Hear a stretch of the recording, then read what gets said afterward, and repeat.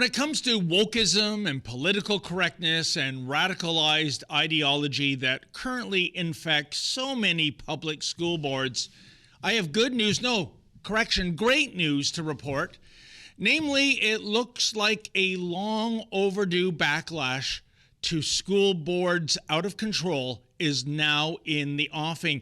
And maybe, just maybe, the pendulum is swinging back towards sanity. I base my premise on the results for the York Region District School Board trustee by-election that took place earlier this month in Richmond Hill, Ontario. Full disclosure, folks, I live in one of the wards that was selecting a new trustee. And full disclosure, yet again, I couldn't be happier with the end result of the by-election. The winner of that contest was Robert Kolosowski, and what a win indeed. Kolosowski, who ran on a non-woke platform, won by an absolute landslide, receiving 66.32% of the vote. Put another way, Kolosowski received more votes than all of the other 8 candidates combined. It was an absolute thrashing. And I think Kolosowski's success speaks volumes when it comes to how many parents are clamoring for change and straight talk when it comes to policies affecting their kids. Indeed, Kolosowski makes for a common sense breath of fresh air. For example, he advocates for merit-based hiring of teachers, which is to say qualifications and experience should be prioritized over seniority. Imagine that. Kolosowski also wants the board to introduce lessons pertaining to personal finance and, wait for it, critical thinking. Yeah, he wants schools to be breeding grounds for education rather than indoctrination. As well, under the bailiwick of safe schools, Kolosowski wants to end the police ban at York Region schools. Yeah, that's right. The defund the police radicals at the board think that law enforcement is a problem. And so it is that cops are persona non grata at these schools, turning so many schools into a bully's paradise. Oh, and on the subject of bullying, Kolosowski proposes disciplining violent bullies and ending the ban on students who want to use self-defense. That's how bad things are when it comes to those woke trustees who inexplicably cling to hug-a-thug policies that cause more harm than good. Oh, it gets better. Kolosowski believes in zero tolerance for the sexualization and sexual abuse of children. Apparently, for whatever bizarre reason, there is indeed some tolerance for this kind of perversity. Indeed, just go to any school, check out the library, and you will find material there that actually meets the benchmark for pornography. Kolosowski also wants to preserve the singing of O Canada and the flying of the Canadian flag in schools.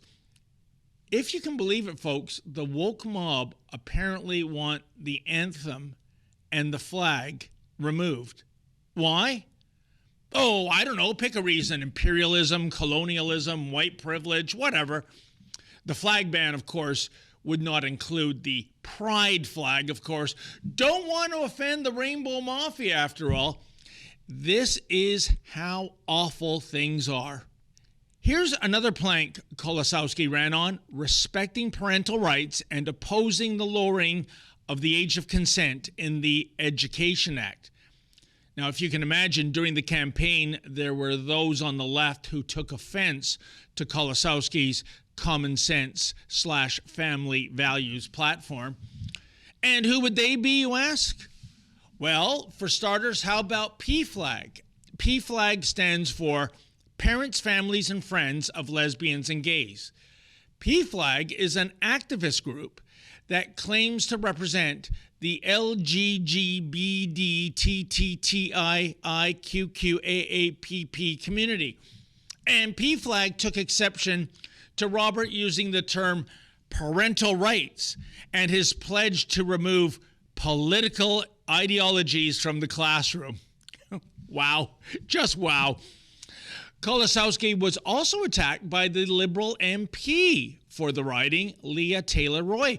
You see, Robert started a petition entitled "Keep Politics Out of Our Classrooms," and apparently Taylor Roy wants to keep politics in the classroom. But get this, Leah Taylor Roy inexplicably accused Kolosowski of, quote, bringing partisan politics, end quote, into the trustee race.